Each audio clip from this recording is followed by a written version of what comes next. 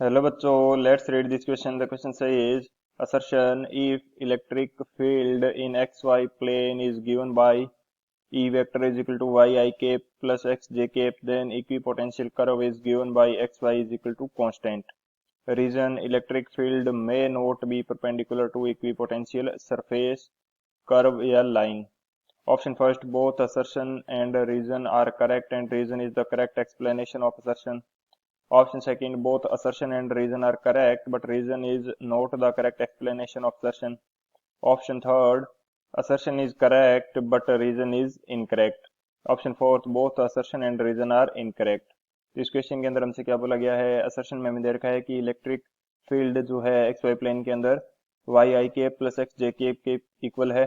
तो जो equi potential surface होगी या कर्व होगा वो X Y equal to constant से दिया जाएगा। रीजन क्या दे रखा है कि इक्वी पोटेंशियल सरफेस से इलेक्ट्रिक फील्ड वो परपेंडिकुलर नहीं भी हो सकता। तो बात करते हैं की कंसेप्ट की। की कंसेप्ट की यदि बात की जाए तो की कंसेप्ट के अंदर सबसे पहले तो हम लोग डिस्कस कर लेते हैं कि इक्वी पोटेंशियल सरफेस किसे कहते हैं। इक्वी पोटेंशियल सरफेस उस सरफेस को बोला जाएगा जो जिस सरफेस के ऊपर पोटेंशियल की वैल्यू क्या रहेगी, सेम रहेगी, यानी कि उस सरफेस के ऊपर कोई पोटेंशियल डिफरेंस नहीं होगा। तो यहाँ पे मैं स्टेटमेंट के रूप में लिख देता हूँ, potential remains same, potential remains same throughout the surface, throughout the surface and equipotential surface के ऊपर कोई पोटेंशियल डिफरेंस नहीं होता, V delta V is equal to zero होगा। एंड इस वजह से जो इलेक्ट्रिक फील्ड लाइन है वो परपेंडिकुलर निकलती हुई दिखाई देगी इक्वी पोटेंशियल सरफेस से। Electric electric field lines are perpendicular to the surface, are perpendicular to the surface। तो ये हमारे पास फर्स्ट की कंसेप्ट हो गया। बात करते हैं सेकंड की कंसेप्ट की। सेकंड की कंसेप्ट के अंदर हम लोग देख लेते हैं कि जो हमारे पास वैल्यू होती है इलेक्ट्रिक फील्ड की, ये इक्वल रहती है माइनस dv अपॉन dr के, यानी कि जो इलेक्ट्रिक फील्ड है वो नेगेटिव ऑफ पोटेंशियल ग्रेडियंट के इक्वल होगा। तो ये दो हमारे पास की कंसेप्ट है, इन दोनों की कंसेप्ट की हेल्प से इस क्वेश्चन को सॉल्व करते हैं। सॉल्यूशन की यदि बात की जाए तो इस क्वेश्चन के लिए हमारे पास क्या सॉल्यूशन होगा, ई की वैल्यू जो है ये इक्वल रहती है माइनस dv अपॉन dr के। तो यहाँ से हम फाइंड आउट कर सकते हैं dv की वैल्यू। dv की जो वैल्यू है ये इक्वल रहेगी माइनस ई dr के, ये हमारे पास वैल्यू इक्वल रहेगी। अब यदि इन दोनों साइड इंटीग्रेशन कर देते हैं हम लोग तो वैल्यू फाइंड आउट कर सकते हैं v की with the help of e। तो e हमें क्वेश्चन के अंदर दे रखा है Y I cap plus x J cap.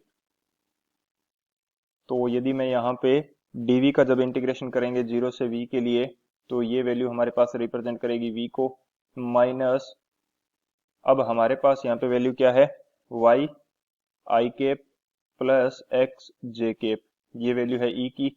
And D R दो प्लेन के अंदर, सॉरी जो इलेक्ट्रिक फील्ड है ये दो प्लेन एक्स वाई प्लेन के अंदर है। तो डी आर की वैल्यू भी मेरे पास किसके इक्वल होगी, एक्स वाई प्लेन के अकॉर्डिंग लूंगा मैं। ये वैल्यू मेरे पास क्या होगी, डी एक्स आई कैप प्लस डी वाई जे कैप। अब जब इस इक्वेशन को सॉल्व करेंगे तो ये वैल्यू हमारे पास क्या आ जाएगी, यदि इनका हम मल्टीप्लीकेशन करेंगे वाई आई कैप प्लस एक्स जे कैप इंटू डी एक्स आई कैप प्लस डी वाई जे कैप, तो ये वैल्यू हमारे पास कितनी आएगी, ये वैल्यू हमारे पास आ जाएगी Y D X plus X D Y के इक्वल। अब हमारे पास एक कंडीशन है कि जो वाई डी एक्स है प्लस एक्स डी वाई है इसको हम क्या बोल सकते हैं, डी एक्स वाई बोल सकते हैं, डी एक्स वाई, क्योंकि ये वैल्यू हमारे पास किसकी इक्वल आएगी, डी एक्स वाई के। जब डी एक्स वाई को सॉल्व करेंगे तो ये वैल्यू हमारे पास आती है Y D X plus X D Y. तो यहाँ पे मैं इसकी जगह पुट कर सकता हूँ डी एक्स वाई। जब इसको इंटीग्रेट करेंगे तो ये वैल्यू हमारे पास आ जाएगी, माइनस हमारे पास पहले से है तो ये वैल्यू आ जाएगी एक्स वाई के इक्वल, यानी कि जो हमारे पास पोटेंशियल है वो माइनस एक्स वाई के इक्वल आएगा। तो इक्विपोटेंशियल सरफेस की बात हो रही है, यानी कि पोटेंशियल कांस्टेंट रहता है, तो जो यहाँ से वैल्यू आएगी माइनस एक्स वाई ये क्या आएगा, कांस्टेंट आएगा।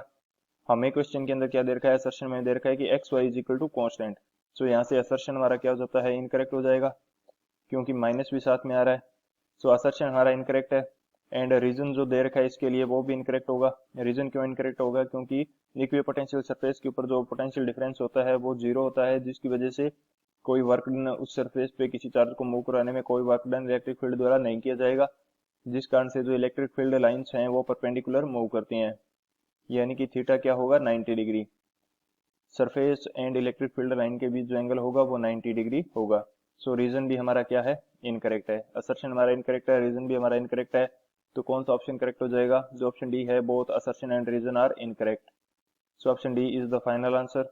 आई hope you understood it well. Best of luck. Thank you.